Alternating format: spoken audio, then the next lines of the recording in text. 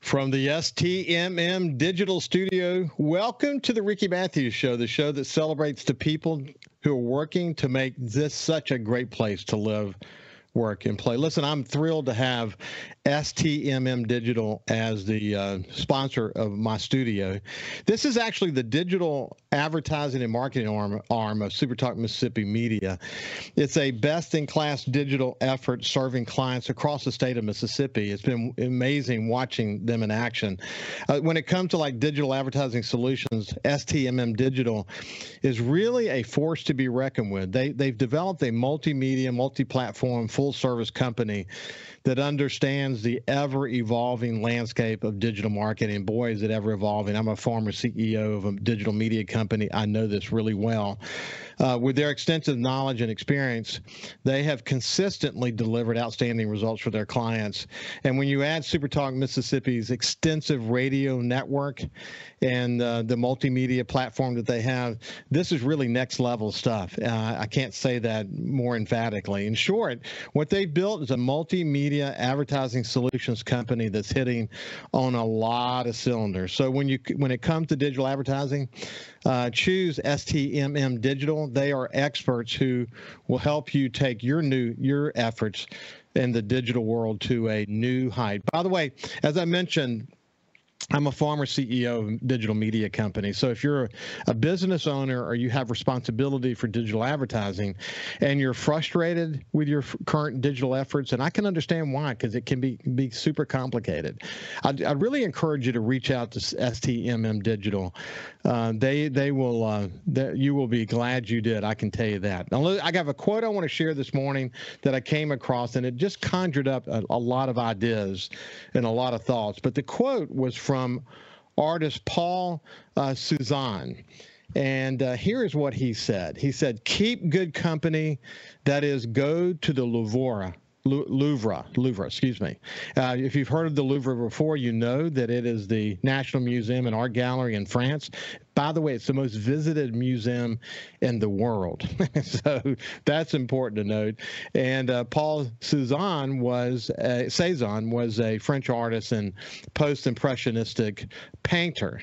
But what he's saying is really important. And I got to thinking about it. How would I modify what he is saying as it applies to coastal Mississippi? I'd say keep good company. That is, immerse yourself in coastal Mississippi's art scene, because, man, you start thinking about this, it is truly remarkable. So you asked me, okay, what would I do? What would I do if I was going to immerse myself in the art scene in coastal Mississippi? Well, the first thing I would do is I'd go to the Walter Anderson Museum in Ocean Springs, and I'd explore that incredible artist. He is we've had numerous conversations about him before. I referred to him as basically the Renaissance man. He's traveled all over the world, but he has incredibly vibrant depictions of nature and coastal life.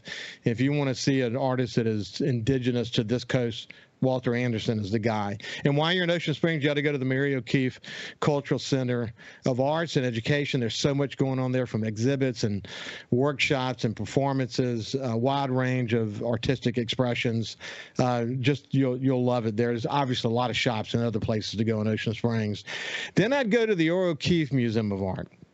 And this is a really, really unique potter we have here that we can claim, the Mad Potter of Biloxi and George Orr.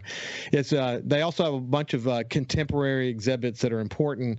And while you're there, you might want to study this unique thing about George Orr and how he takes this mud and then twists it, and it doesn't break. And there's a lot of mystery around how he did that. Where was he getting his mud from, et cetera?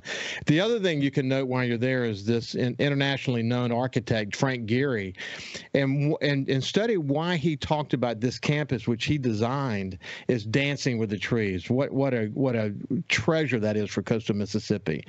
And here's one you may not be thinking of: Mississippi Gulf Coast Community College Fine Arts Gallery. They have actually a rotating exhibit there, and it's at their Harrison Jefferson County campus in Gulfport, you'll be glad that you stopped by there as well. I would also take a stroll in the Biloxi Art District. There's a lot of galleries there. There are studios. There are public art installations that showcase local artists. And then, as we've discussed on the show many times before, you've got these incredible murals that have been drawn all over the city, and it's something to see, and they really kind of tell the story of Biloxi. And then I'd take the drive down to Bay St. Louis. Of course, I'd stop in Gulfport and Long Beach and Pasture Stand on the way and see some of the art and galleries that they have as well. But once you get to Bay St. Louis, I'd explore this vibrant art scene there.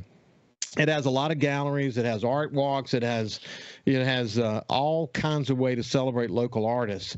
And by the way, they also have murals in Bay St. Louis. So those are just a few highlights. We talk a lot about those things on this show. Coast of Mississippi has a rich artistic landscape with the galleries and the studios and the cultural centers that we have here. And so, as we said at the beginning, to requote what artist Paul Cézanne said, he said, "Keep good company, that is, go to the Louvre." I'll change that to say, keep good company, immerse yourself in the art scene here in Coastal Mississippi. You'll be glad you did. Now, look, I am thrilled now to be checking in with my dear friend who's been a regular here on my show, Brian Lamar, for quite a long time, for over 3 years. He's checking in again from Japan, and we'll talk more about that if you haven't heard of our conversations before. But Brian, how you doing, my friend? I'm pretty good. As you were talking about the art scene in Biloxi, I've got to think about some points. You're talking about the Louvre in Paris, and it just, that place. I've never gotten a chance to go there, but it just reminded me of French artists, and one French artist, I think he's French, Henry Matisse.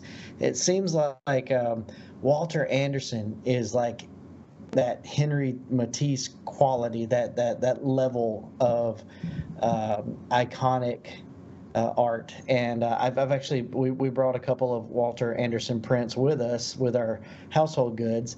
They're hanging up somewhere in my house in Japan, and that's how much we thought of those artworks. And then, of course, George Orr. That introduced me really to the good pottery. That's just classic, timeless pottery. That it's really cool the way that he did it. It was very unique and innovative. But then I found that there's a local town here in Japan named it's a village actually. It's Yamitan. And they have this whole pottery scene, and people come from all over the world just to hang out in their pottery villages, and it's amazing. And so there are some artistic correlations that I see. Courtney and I, when we're walking around Okinawa, sometimes we say, yeah, this town reminds us. This is like the Ocean Springs of Okinawa. This is like the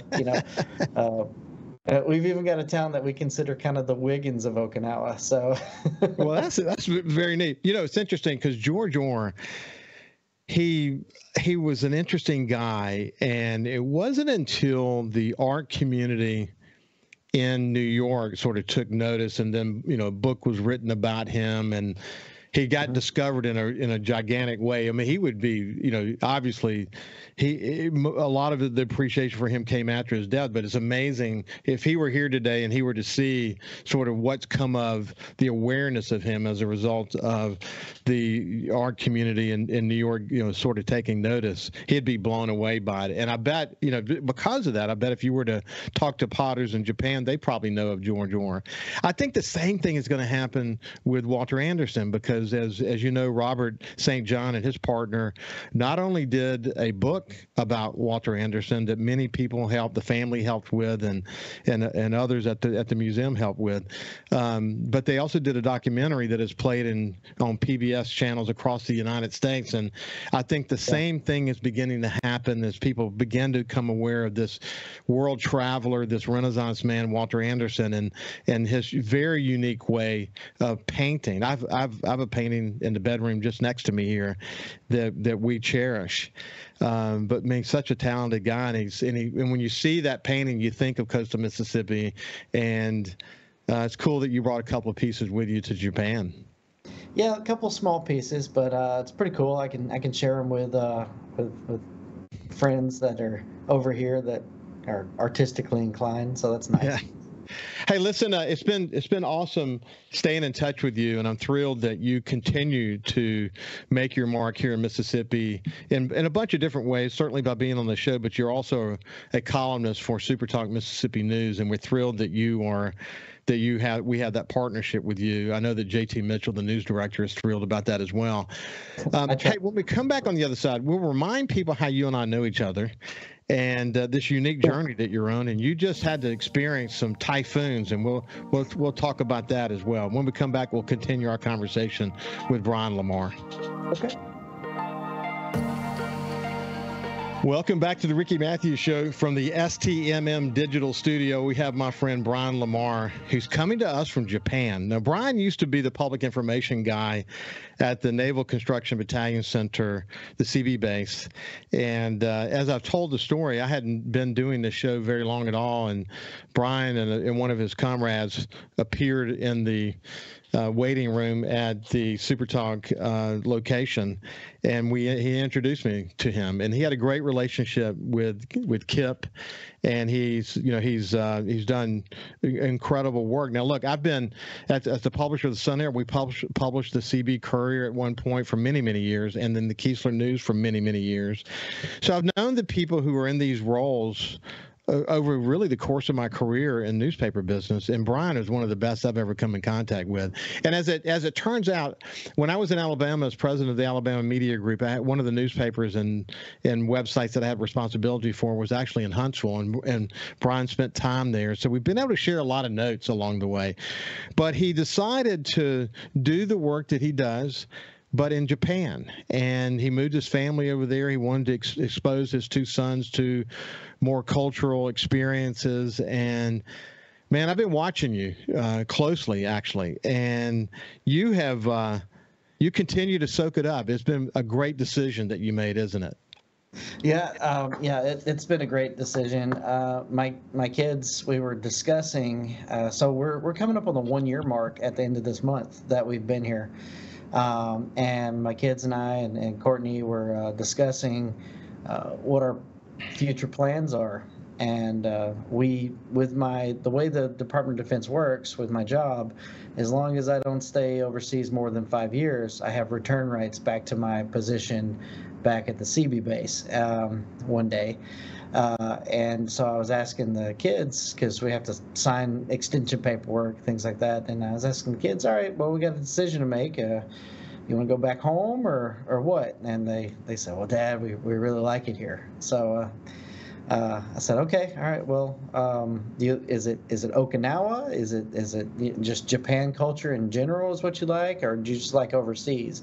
And the Grinch's heart grew 3 times that day when they said that they just loved being overseas and seeing new things and experiencing new cultures. So just an example, they're so excited because for Christmas this year, we're going to go to Vietnam because it's, we're close and it's a hop, skip, and a jump. And it's that kind of thing that they've grasped and started getting really excited for. Now, when we first moved here, I was worried. I was like, okay, well, they're really going to be out of their element. Some opportunities that they might have had in Mississippi, where they've got roots and things might go to the wayside, because the old saying, your network equals your net worth, right? So I was thinking, is it the right thing to do? My boys have just excelled. Dexter won the robotics competition for the entire island for the elementary school, which is something that he was interested in Mississippi, but I felt guilty that we were pulling him away from it. But no, he found a way anyways.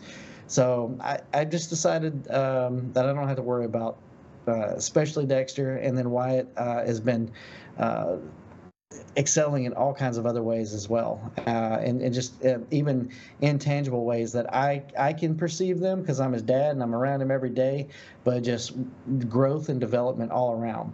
Courtney, she got involved with dragon boat racing, and her team won in the first time in the 50-year history, won the championship for an all-female team, beating guys that were twice their size, and it was just everything has been so amazing for my entire family. So I don't have to question whether it was a good idea or not. You never know how exposing them to other cultures is going to impact them. When we were raising our kids, we went to national parks every year, and we spent a lot of time. We would rent a house near a national park, and then we would put 1,000 miles on the car and just let them see the rest of the United States. And then as they got older, we'd spend time in Turks and Caicos, and we went to Mexico. And then when my kids started having this opportunity to have overseas learning opportunities, as I mentioned to you, my son Jordan, who's now a lawyer here in Coastal Mississippi, he actually went to Japan on a study program, and it was a significant experience for him. And my other son Justin, who now lives in New York City, the reason for bringing this up is simply that when you expose them to the world, you have to kind of let them go. That you never know where that's going to take you. And in Justin's case, he went to the Ecuador, he went up the Amazon on a mission trip. He's been all over Europe. He went to Madrid, Spain, to learn Spanish. Ann and I went to visit him while he was there. He came over to Croatia and toured the country of Croatia with Ann and me.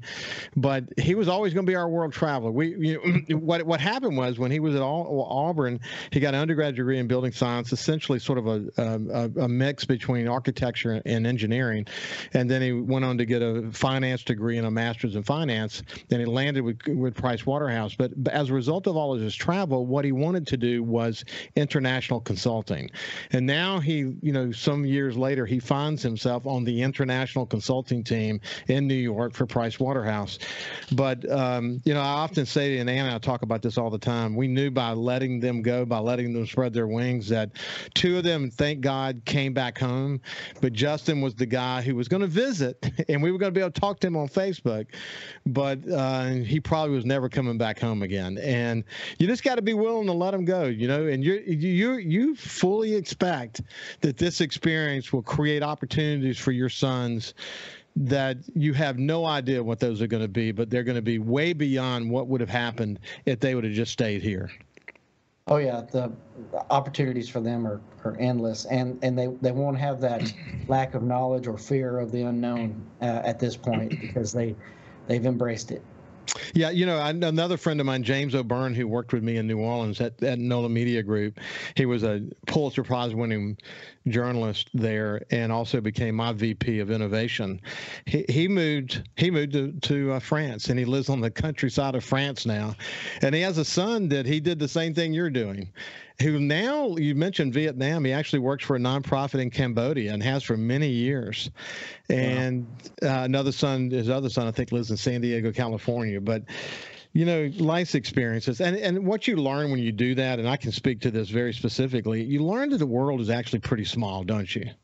Oh, yeah. There are so many similarities and differences. And you learn that things happen at a rapid pace at all corners of the globe, and people handle issues and things in their own ways, but there's always this base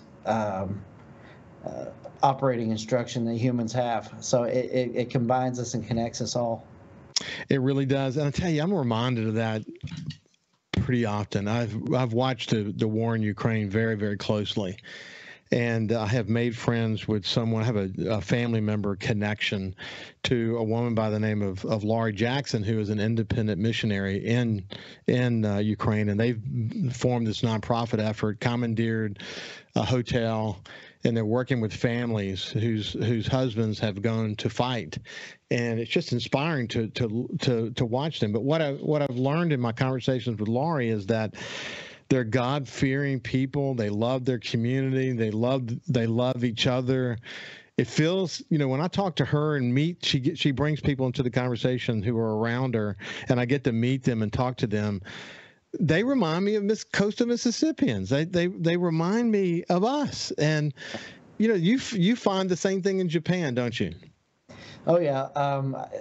I think we talked about this last time I was on the air, or a couple times ago. Back in November, I was able to bring sweet potato pies to share like Thanksgiving culture, because they grow sweet potatoes here in Okinawa, and I just never would have considered that a like South Mississippi, Louisiana crop would show up in Okinawa of all places.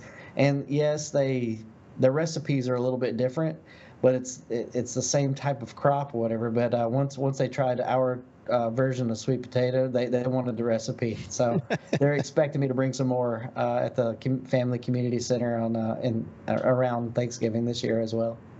I see you have a new boss. Tell us about what you do and what he has to say grace over.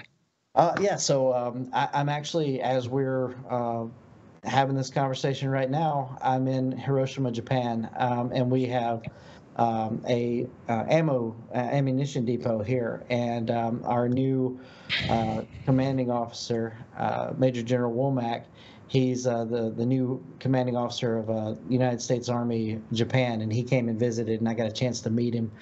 Great guy, just great guy. Talking with him, I could tell that he's a great leader, so I'm excited to work for him. Hey, listen, you're in Hiroshima. My son Jordan, when he was in Japan, of course, he went there as well and kind of soaked it all up. When we come back on the other side, it'd be interesting to hear your view about how the current movie, is maybe resurrecting some awareness of what happened in Japan. We'll see you after this break with my friend Brian Lamar. We'll see you after this. Welcome back to the Ricky Mathews Show in the STMM Digital Studio, and I have my friend Brian Lamar, who's coming to us from Japan. In fact, he's coming to us from Hiroshima as we speak. And as I mentioned when we went to break, I'm actually going to go see the movie Oppenheimer today, and I've read all the reviews. And man, I mean, it's just getting rave reviews. It's telling an extraordinarily important story. It's a tough story, and it's a scary story. Does this movie come up in conversations with people in Japan, Brian? So I don't know. I've shied away from discussing it with my Japanese neighbors, coworkers, and friends.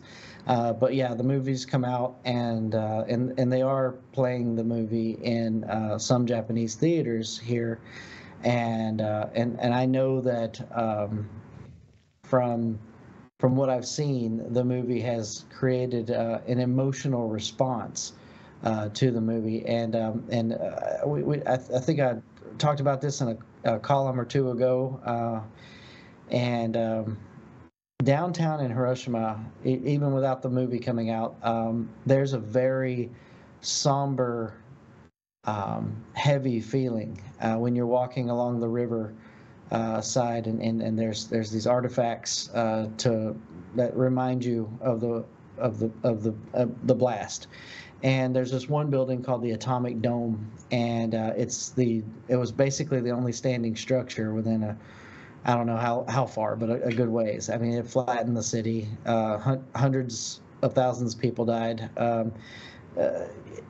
Many, about 100,000 of them were instantly vaporized, and just the immense impact of that explosion, that bomb that we dropped, is still felt today. Now it is impressive beyond belief how fast the community rebuilt, and how they were able to clean up and rebuild and things like that. It's just a testament to the industriousness of the Japanese people and just their innovation. But yeah, I think 365 in Hiroshima, it's always a somber feeling right down in that area. And then of course in the Peace Museum, they have the they have the exhibits that show in graphic detail what happened. And I tell you, when I see after being down here a couple of times and seeing this firsthand, when I see the movie, I'm wondering how emotionally strong it's going to pull on me as well. Ann and I had an interesting experience. It's not like yours, but I have a reason for bringing it up because I'm curious about what your view is on this and what you're experiencing there. But when we were in Croatia, we spent a little bit of time in Bosnia, and I didn't know what to expect. And we had a driver who was from the area, and he said, "There's going to be no problem. In fact, I'm going to take you to a coffee shop while we're there, and we'll visit with the owner." And because I always wanted a behind the scenes look. I wanted to meet people, you know what I mean, and have that kind of conversation. And our driver Henry did a great job of sort of interpreting for us, but. What I learned actually as we were going through customs in Bosnia is that once they saw that we were from the U.S., they were just thrilled to welcome us there because again, in that case, America came to their aid. America saved them because of the incredibly war-torn scenario that was happening as it related to Yugoslavia, et cetera. And then, of course, when we went on up into places like Dubrovnik, Croatia, and began to hear that story, and the bombs coming in, and how the police are the ones that are the ones who defended that city. It's an amazing story, but it's a completely opposite story in Japan when you're there. When you're in somewhere like Hiroshima. What's your experience in their interpretation of us? Well, it does depend on where you go. There are some places that have more interactions with Americans who are there permanently, like my family. We live in Okinawa permanently, and the Battle of Okinawa was a devastating battle. Our invasion of that island was a devastating battle, and it tore up the infrastructure, and a lot of the population was killed, and it was a bloody, powerful fight, and it lasted a while, and so that that event changed the course of the history of Okinawa. And it's now intertwined with a lot of American culture because there's so many Americans on the island. There's so many military on the island. So there's that. And then mainland is a little different. There's less dense population of Americans on mainland, and I know that. We work really hard all the time to do these bilateral partnerships with the Japanese Ground Self-Defense Force and the Japanese Maritime and Air Self-Defense Forces. And so what I've seen, especially with our military counterparts, it's always very cordial. It's very friendly, and we, the Americans are here for a reason. The stability and security and peace for a free and open U.S. Indo-PACOM region, and our goals align with the Japanese in large part for those types of things. Same as in the Korean Peninsula and elsewhere. There are bad actors in the area. We won't name them, but there are bad actors in the area who threaten that. And so our partnerships are very important, and we work on those daily. Yeah, that's so interesting. It's a kind of a dichotomy in a way where you have history that would make you lean another way, but then this incredible relationship that developed from Japan and U.S. relations and this allied, incredibly integrated defense approach.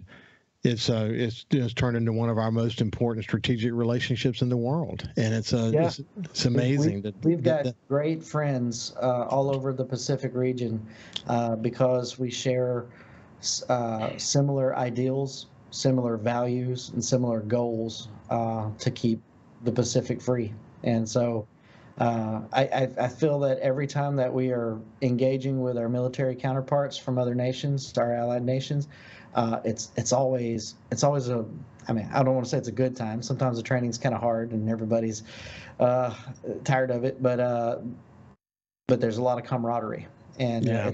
it's very heartening to see. In as far as like world events and world news goes, and it always looks and sounds bleak, and that's the media's job sometimes to give it a little bit of a punch, so you actually read it. But it can easily overwhelm you, and you think it's overwhelmingly negative.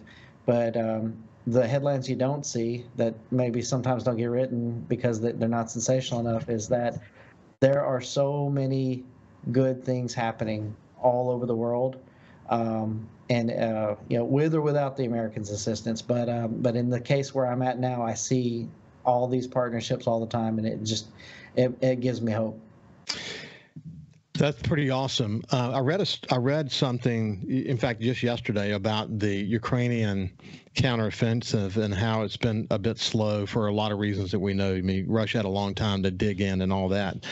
But it was saying that you just don't give them tanks, you don't give them new equipment and expect them to operate like a team. That when even America during sort of war drills thinks about the kind of defenses that have been dug in by Russia in war games, even the most well-oiled machines have a difficult time getting through some of that kind of stuff. And what that sort of brings the point to, coming back to the point you made a few minutes ago, is that the work, you said people get tired of the training, but you know well that it takes, man, you got to be a well-oiled machine to be in a readiness mode, and that takes constant training. You think about how an offense on an NFL team operates. You got to be one. You got to operate as one, and to be in game ready mode, to be in an NFL game ready mode, it takes enormous preparation, enormous planning, enormous amount of practice. Well, the same thing applies to the darn military, doesn't it? It sure does. There's so many ways to do something, right? And the best quote about our bilateral partnerships with our allied militaries, the best quote that I've ever heard in defense of spending the time to do bilateral partnership engagement, is when things get real and you have to go somewhere, you don't want it to be the first time that you're engaging with your counterparts. Yeah. You have that established relationship before. Yeah, boy, all the preparation before is so important. This is Brian Lamar, our friend, the friend of the Ricky Mathews Show. He's also a writer for SuperTalk Mississippi News. When we come back on the other side, as he is coming to us from Hiroshima, Japan today, we'll talk about the recent incredible challenges they had with typhoons. We'll see after this. Welcome back to the Ricky Mathews Show from the STMM Digital Studio, and I have my dear friend, Brian Lamar. I love watching this world traveler. I love watching people who just want to reach out and get their family all this experience. It's been a fun conversation. He joked with me during the break that since we talked about Oppenheimer that we ought to talk about the Barbie movie. And I said, "Are you serious?" And he said, "No, I'm not serious." But I thought that was kind of funny. And I do plan to see it though, because I'm very curious about it. So we'll see how that goes. Okay, so we in coastal Mississippi know well. You know well too. The role the CBs play here, both before and after storms, to help us be more resilient, et cetera. And you have storms there too. I mean, they're hurricanes too. They just call them typhoons. And recently, man, you had one that came through, turned around, and came back. I mean, what an experience that was. Yeah, literally, we were in my my house without power. The whole candlelight thing, you guys have done it too. And singing, "This is the storm that never ends." And just it slowed down. It was an immense storm as far as like how the diameter of it, hundreds of miles across. And then it slowed down, and then it seemed to last forever. And then it finally got across, and power's knocked out and there's debris everywhere, and just it was nuts. And then it did a U-turn and came straight back across and hit our island again. And because Okinawa is so small, it engulfed the entire island at once, both times. And then, of course, I flew up to Hiroshima after a couple days after the storm. We flew around the storm to the mainland, and then it's heading up this way. So that is so. Away from it. Oh man, I mean, I will tell you, Ricky, I've been through some whoppers in Mississippi. The one that seemed to last the longest for me was Hurricane Isaac in 2012. It slowed down and sat out halfway off the coast and just dumped water on us for I don't know how many days, 2 days, something like that, 3 days, and flooded everything. That was probably the longest I've dealt with a storm since 2012. But this one, I mean, the sheer intensity and length of it, I've never been in a storm quite like that before. I'd say that's probably that's not the strongest storm I've ever been in, but it's the one that was the most emotionally taxing. Yeah, what was it? I tell you, I'm with you 100%, man. Coastal Mississippians who were here in 1998 will remember Hurricane Georges, and it came in and stalled. I mean, the eye sat on top of my house. I lived in River Place in Biloxi for 13 hours. Yeah. I took a nap during the eye, woke up and drove to the newspaper to check on the newspaper all during the eye. It just sat here. Meanwhile, family members who were up in wind dance were inside their closets the whole time. It never let up there. Yeah. It's just, every storm has a personality. But, the videos you sent me of, where you're located on that cliff, it's a very fascinating video, but it reminded me the way, because usually what you see is the winds come in with the spiral band that comes through and then might settle down a little bit. But Hurricane Zeta a couple of years ago was just nonstop, just blaring wind. That's sort of what the storm that you sent me a picture of. That's what it looked like, just a steady, constant, nonstop wind. Yeah, and my neighborhood sits along a cliff, and I think my house is about 80-something feet up. And, which means more wind. Yeah, which meant that I caught more wind. And it actually, and I'll give her a shout out, Anna, one of my smart aleck Okinawan friends on the islands, messaged me and said, Brian, this is why Okinawans don't live on the water. So we let the Americans live on the water because you guys like it so much. It was funny because my neighborhood, it kind of slopes downward from my house. I'm the highest house on the street. And so they were at like 60 feet, and the waves that were crashing up against the cliff below our house, that spray that you saw in the video was going up and hitting their top floor of their house. My poor neighbors, Kevin and Cindy, they said it was hitting their windows so hard they thought the wave was going to break the windows. And we all had flooding on the top floor because it was just rolling in the windowsills and the sliding door sills. So we had to throw away all of our carpets and stuff because all that salt water got in there, and then I was without power for 5 days. So so we got rid of a bunch of stuff. But I never would have thought being 80-something feet up in the air that I'd have to deal with ocean water coming in my house. And I made the joke that, hey, this house is tsunami proof. Well, I don't have any faith in that anymore. Well, it was interesting watching it, and of course, I'm a tropical storm enthusiast, so I was aware that this had formed and had watched it track across and watched how it got so close. The eye itself got so close to the coast, et cetera, et cetera. But it was and then you were sending videos during all that time, so a very interesting scenario. Yeah. I'd like to point out the construction of buildings in Okinawa, because they get a lot of typhoons. They a lot roll through and everything, and they've learned their lessons over the last few centuries. Their construction of their homes are such that you don't see a lot of damage to homes. Not like in Mississippi. A major storm comes through and you've got roofs gone, you've got windows out, and everything. So you don't get that in Okinawa. Yeah, no doubt. Hey, listen, it's been a pleasure to visit with you, Brian Lamar. It's been great. Thank you for having me. Have a great day. We'll see you tomorrow. You too.